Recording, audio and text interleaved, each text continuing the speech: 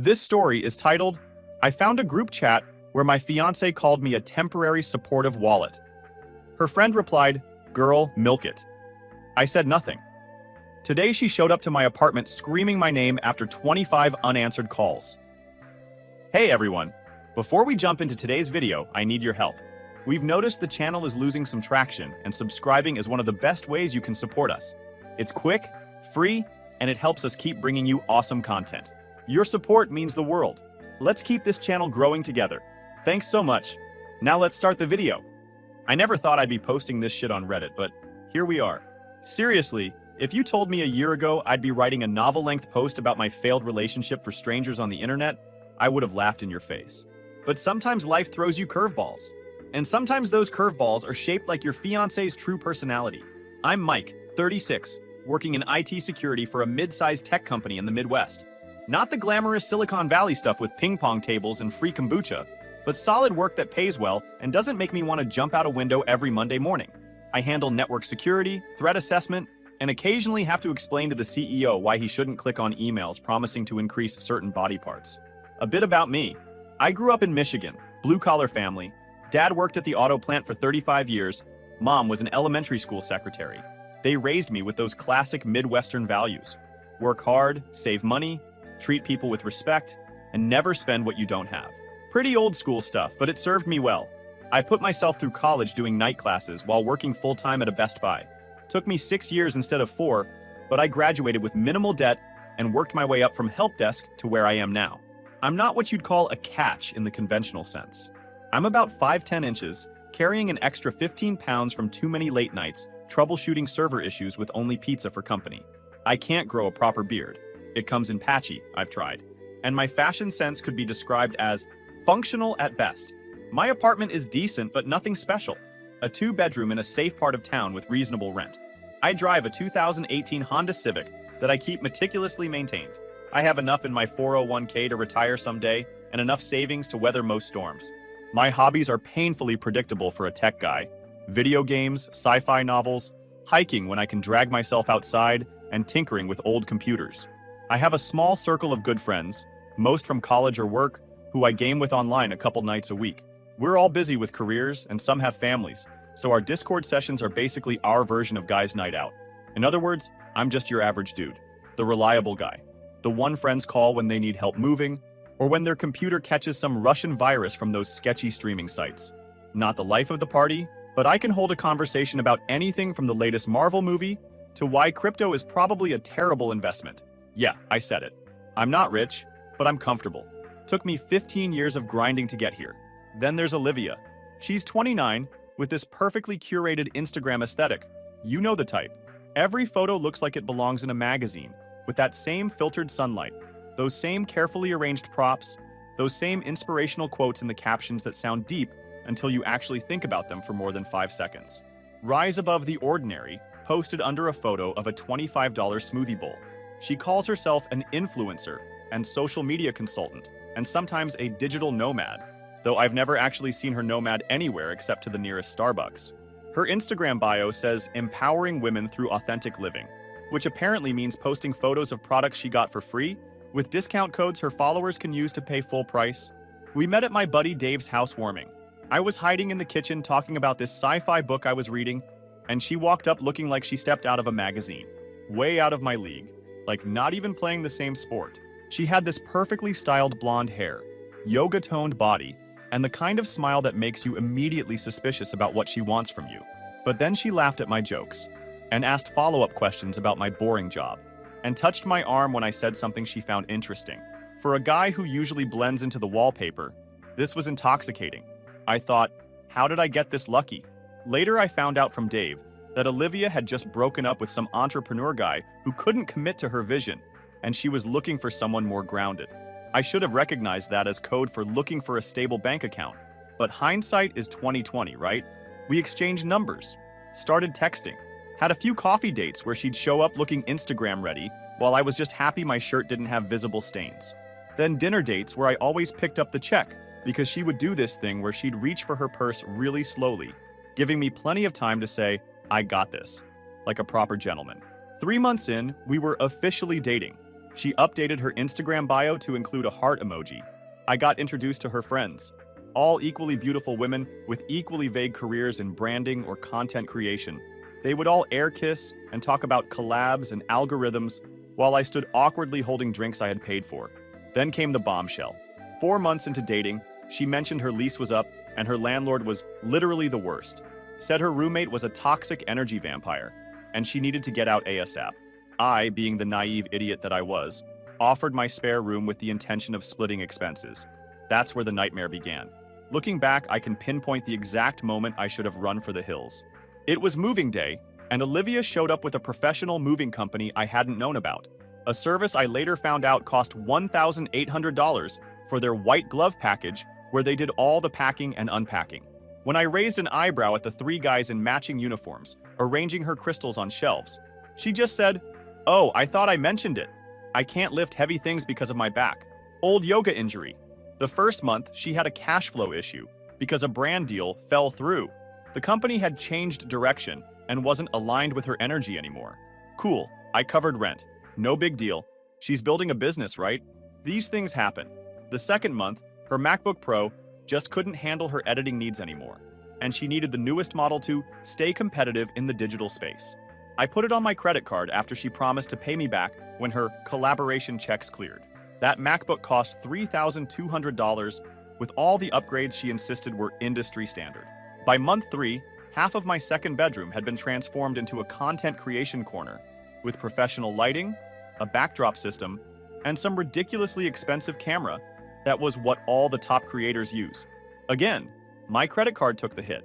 That was roughly $4,500 for equipment she used maybe twice a week to take photos of herself holding skincare products. I started noticing little things, like how her job seemed to consist mostly of taking selfies and typing occasional comments on her phone, or how packages would arrive daily, clothes, makeup, home decor. And when I asked about the expense, she'd say they were gifted by brands, or part of my business expenses, or investments in my personal brand. By month 6, I was paying for everything: rent, groceries, her car payment, her phone bill, her business expenses, her $80 yoga classes, her weekly networking brunches, and even her goddamn therapy sessions, where she apparently complained about how emotionally unavailable I was. Yes, I found this out later when she left her journal open on the coffee table, and I caught a glimpse of, "Today, Dr. Jen helped me process Mike's inability to connect with my emotional needs," right before a bullet point list of things she wanted me to buy her. Every time I brought up money, she'd turn it around on me. "Do you know how hard it is for women in this industry?" Or, "You're being so patriarchal right now." Or, my personal favorite, "If you really supported my dreams, this wouldn't even be a conversation." And listen, I'm not some misogynist. I'm all for equality. My mom raised me to respect women, and I've had female bosses who were fantastic. But this wasn't equality. This was straight-up exploitation dressed up as female empowerment. When I suggested maybe she look for a part-time job to help with bills while her brand grew, she gave me a lecture about how capitalism forces women to devalue their true purpose, and how traditional employment is designed to keep creative spirits trapped. Then she went on a weekend retreat in Sedona that cost $1,200 to realign her chakras. Despite all this, I proposed after a year. I know. I can feel your collective facepalm through the screen. But guys, you have to understand. When she wasn't draining my bank account, she was funny, affectionate, and so goddamn beautiful. Plus, she kept telling me how safe and different I was from other guys. I ate that shit up like candy. The proposal cost me an arm and a leg. Ring was $7,500. 3 months' salary like they say in the commercials. I had to dip into my emergency fund for it. I planned a whole day. Breakfast at her favorite spot, avocado toast, $24. A hike to a scenic overlook, free, thank God. A professional photographer hiding in the bushes to capture the moment, $550. Dinner at a fancy restaurant with a special dessert where they brought out the ring, $430. She cried, said yes, posted about it immediately with the hashtag number he did good. Like I was a trained dog and number future Mrs. Charles. Not even my last name, it was the designer of her dress. By the time we got home from dinner, her post had 1,542 likes, and her followers had jumped by 200. I was too love-drunk to notice the red flag hanging right in front of my face. She spent more time choosing the right filter for her engagement announcement than she did actually celebrating with me. The moment that ring was on her finger, the wedding planning monster awakened. And let me tell you, this wasn't your average bridezilla situation. This was a full-blown marketing campaign disguised as a wedding. Suddenly, nothing was good enough. The venue I suggested was basic. The budget I proposed was limiting her vision. She needed a designer dress because you can't put a price tag on memories. Spoiler alert, the designer put a $12,000 price tag on those memories. Every single detail had to be unique and authentic and elevated. All words that apparently translate to expensive as fuck in wedding language. She insisted on a destination wedding at a resort that charged $15,000 just for the space, not including food or drinks. When I suggested maybe doing something local to save on costs, she looked at me like I'd suggested getting married in a dumpster. "This isn't just a wedding, Mike," she said, her voice dripping with condescension. "This is content that will define my brand for years to come. It's an investment in our future." She created a shared Pinterest board with her bridesmaids. 6 women I'd met exactly once, who all seemed to share her talent for spending other people's money. They were planning what looked like a small royal wedding. At one point, I heard her on the phone saying they needed to find a venue that photographed well from drone height. I wish I was joking. My concerns about costs were dismissed as negative energy. My suggestions were too mainstream. My questions about whether we really needed a custom ice sculpture of her Instagram handle were met with sighs and eye-rolling. "Maybe your parents could help?" she suggested one night, after I expressed concern about the growing expenses. "My dad's a retired factory worker and my mom is on a fixed income," I reminded her. "They don't have that kind of money." "Ugh, that's so frustrating," she said, as if my parents' normal middle-class existence was some kind of personal attack on her vision board. "What about a loan? Or couldn't you pull from your 401k? I tried to explain that liquidating retirement savings for a one-day event was financial suicide, but she just scrolled through Instagram while I talked, occasionally nodding as if she was listening. Then came the moment that changed everything. I was using her iPad to check our flight details for a weekend trip to her cousin's wedding, which I was also paying for, obviously.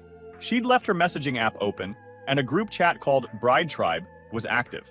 I wasn't trying to snoop, but a message with my name caught my eye. From Olivia. "Mike is basically just my ATM with legs at this point, lol." Her friend Zoe. "Girl, secure the bag."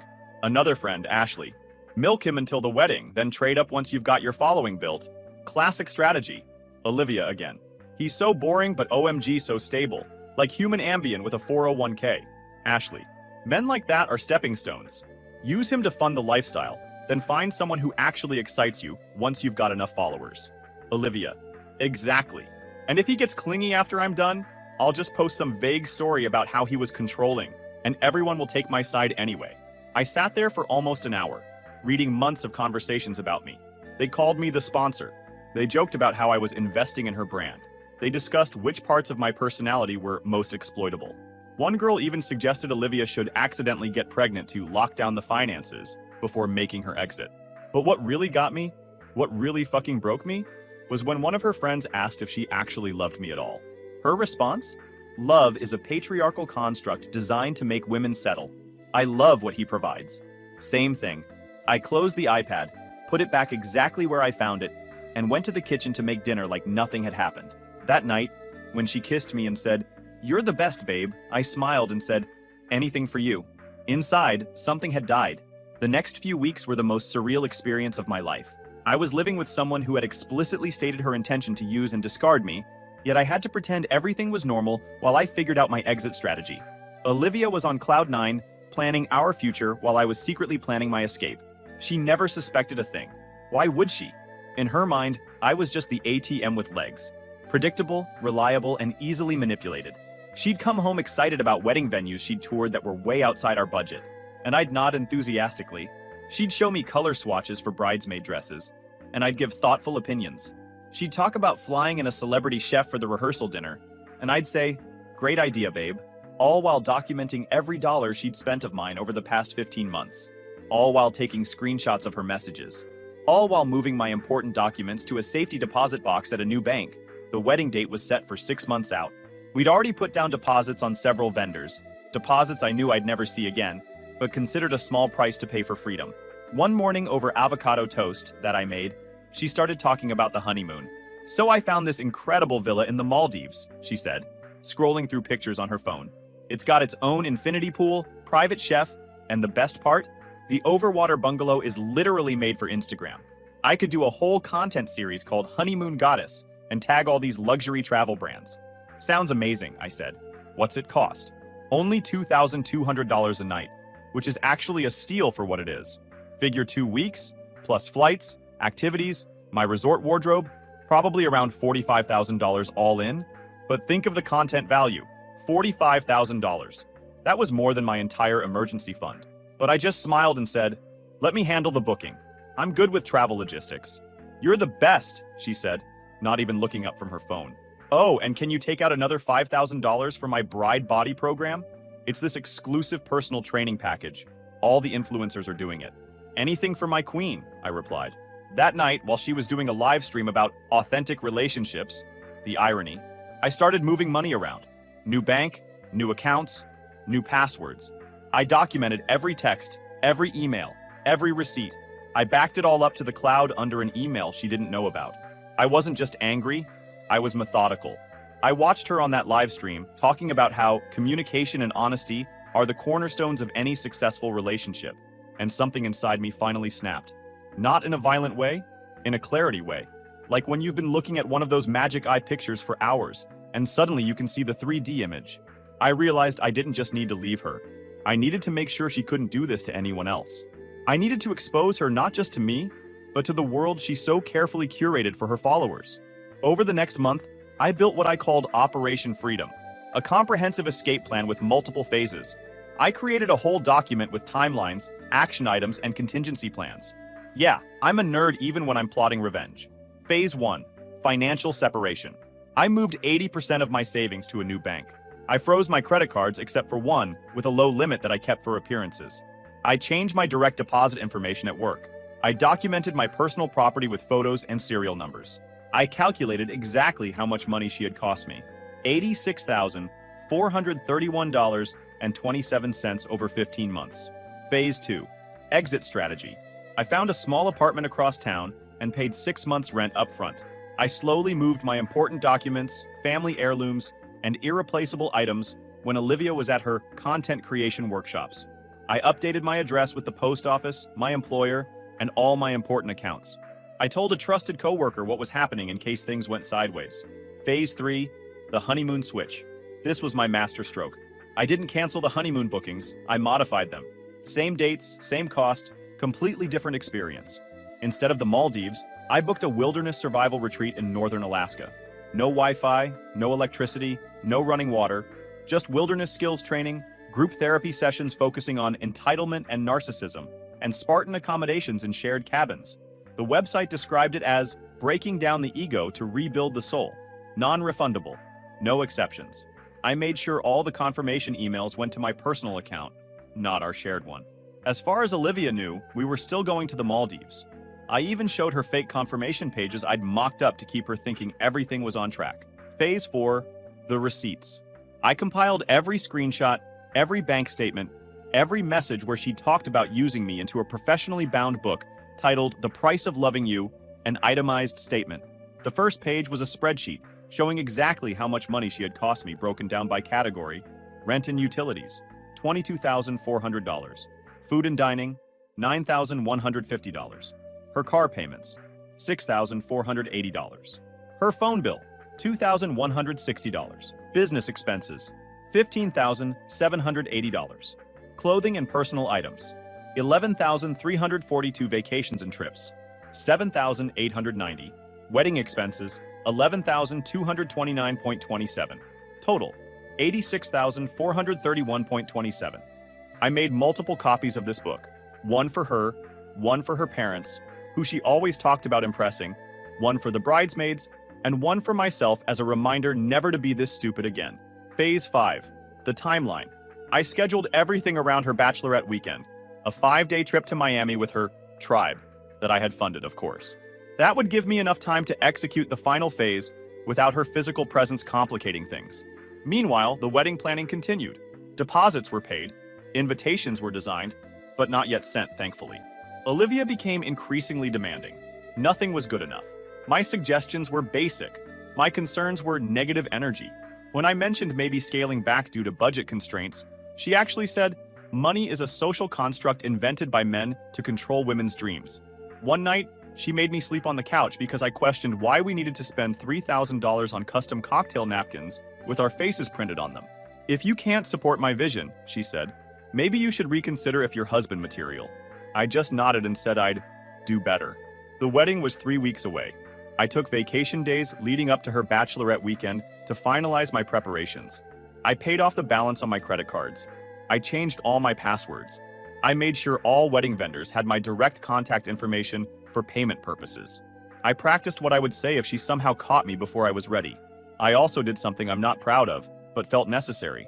I documented all of Olivia's many contradictions for her followers. The times she posted about clean eating while actually ordering fast food. The candid photos that took 50 takes to get right. The gifted products she actually bought herself for the gram. The fake follower counts she purchased. Everything that showed the difference between her online persona and reality. It wasn't just about revenge. It was about truth. About pulling back the curtain on someone who had built a career out of carefully curated lies. The biggest one being her relationship with me. The day before her bachelorette weekend, Olivia was in high spirits. She'd packed 4 suitcases for a 5-day trip, including an entire bag just for accessories and content props.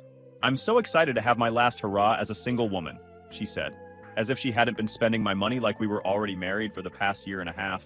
"You deserve it," I said, helping her load the bags into her Uber XL. "Have the best time. I've left you a list of wedding tasks to handle while I'm gone," she said, kissing me on the cheek. "Nothing major, just confirming with the vendors, finalizing the seating chart, and making sure your groomsmen got their final tux fittings. Consider it done," I said. As her Uber pulled away, I waved goodbye with a genuine smile. She never suspected it would be the last time she'd see me in our apartment. I spent the first day executing my plan with military precision. I moved the last of my things to my new place. I called all the wedding vendors and canceled everything, citing a family emergency. Most were understanding. The few that weren't got paid their cancellation fees. Still cheaper than going through with this farce.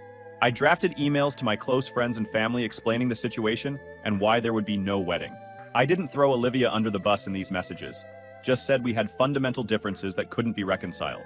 The full truth would come out soon enough.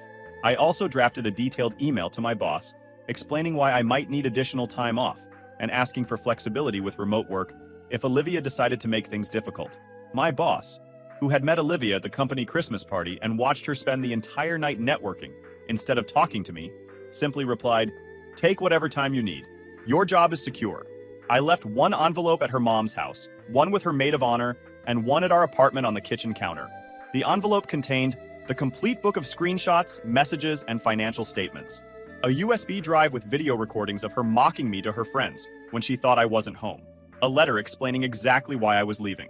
A check for $157.42, the only money she'd ever contributed to our household expenses, for a grocery run where she mostly bought kombucha and organic kale chips for herself. In the apartment, I also left the engagement ring, the honeymoon itinerary, the Alaska one. A note that simply said, "ATMs have daily withdrawal limits. Looks like you've reached yours." Then I blocked her on everything. Phone, email, social media.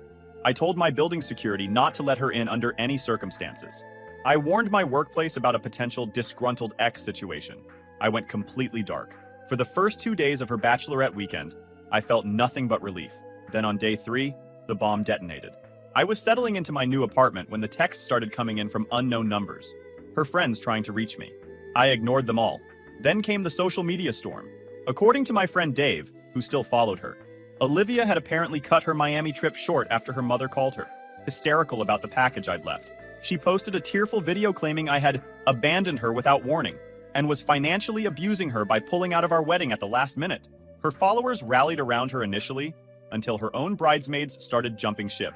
Turns out, seeing your own words in black and white, all those messages about using someone as an ATM with legs, makes it hard to maintain the victim narrative, especially when those screenshots started circulating among mutual friends.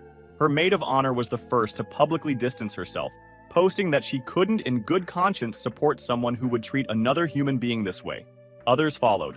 The real turning point came when Olivia's younger sister, who had always looked up to her, shared a long post about being disgusted by her sister's behavior and apologizing to me directly. Olivia tried damage control. First, she claimed the messages were taken out of context and just girls being silly. When that didn't work, She pivoted to claiming I was emotionally abusive and controlling her finances. Finally, she tried the mental health angle, saying she had been struggling with personal demons and deserved grace and understanding. None of it stuck because the receipts were too damning. Literally, in some cases, I had included actual store receipts where she'd bought luxury items while telling me she couldn't contribute to rent. The wedding vendors she'd been working with, many of whom had given her influencer discounts in exchange for promotion, started posting about unpaid balances and broken agreements. Her brand deals started quietly disappearing as companies distanced themselves from the drama. Then came the honeymoon revelation. She'd apparently gone to the airport on what would have been our departure date, dressed for a tropical paradise, only to discover she was booked on a flight to Alaska. Her Instagram story meltdown in the terminal was epic, a series of increasingly unhinged videos about how she was being punished and humiliated. She actually went to the retreat, probably because she had nowhere else to go after I'd exposed her to everyone she knew. The photos that emerged were priceless. Olivia in standard issue outdoor gear, no makeup, looking miserable while learning to build a fire in the rain. The retreat center even posted a group photo with the caption, "Breaking through entitlement is hard but necessary work. Proud of today's breakthroughs." I saved that one and made it my desktop background. 3 weeks after I disappeared, the desperate messages started coming from email addresses I didn't recognize. "Mike, please, I've learned my lesson. I was horrible to you. I can change. I didn't appreciate what I had. Please give me another chance. I'm broke. The wedding vendors are threatening to sue me. Please help. My followers are leaving me. Brands are dropping me. I can't do this alone. I miss you. I'm sorry. I love you. Please just talk to me." Each message more desperate than the last. Each one deleted without response. The final nail in the coffin came when one of her friends, who'd apparently had a crisis of conscience, forwarded me an email where Olivia was planning to write a tell-all blog post about me, trying to spin the story in her favor one last time. I forwarded that to my lawyer, who sent her a cease and desist letter outlining exactly how a defamation lawsuit would destroy what remained of her reputation. She never published the post. Meanwhile, her carefully crafted online persona completely unraveled. Her follower count dropped by thousands each day. Brands publicly severed ties with her. Former friends shared their own stories of her manipulation and lies. Even her therapist apparently dropped her as a client after discovering she'd been recording their sessions to use as content without consent. The schadenfreude was admittedly delicious, but what really surprised me was how quickly I stopped caring. After the initial satisfaction wore off, I just felt free, like I'd been carrying a 100-pound weight I hadn't even realized was there. I took myself on the honeymoon I deserved.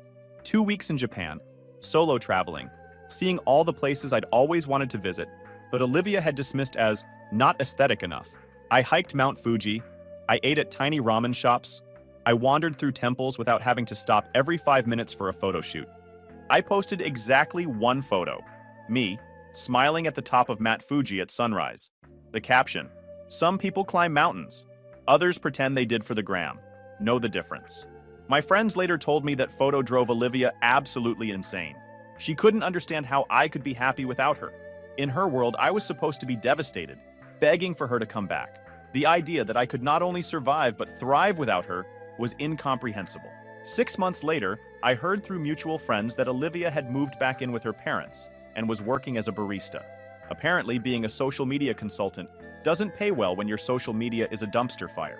Her follower count had dropped by 80%, and the number sign Olivia is over party hashtag still popped up whenever she tried to restart her influencer career. Her parents had to pay off the wedding vendors she'd left hanging. Her credit score was in the toilet. Her tribe had completely abandoned her. And the ultimate irony? She couldn't even monetize her downfall because I owned all the receipts, literally and figuratively. Last week, almost a year after everything went down, I got a letter in the mail. It was handwritten, no return address.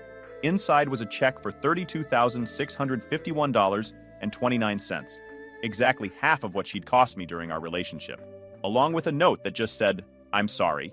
I tore up both and tossed them in the trash. Some debts can't be repaid with money. The best revenge isn't just walking away, it's walking away and thriving without them. I'm dating again now. Someone with her own career, her own money, and actual empathy for others. Someone who offers to pay for dinner sometimes and doesn't film everything we do for social media. Someone real. To all you guys out there feeling used, you're not an ATM with legs. You're not a stepping stone. You're not a wallet with a pulse. And the moment someone treats you like you are is the moment you should start planning your exit.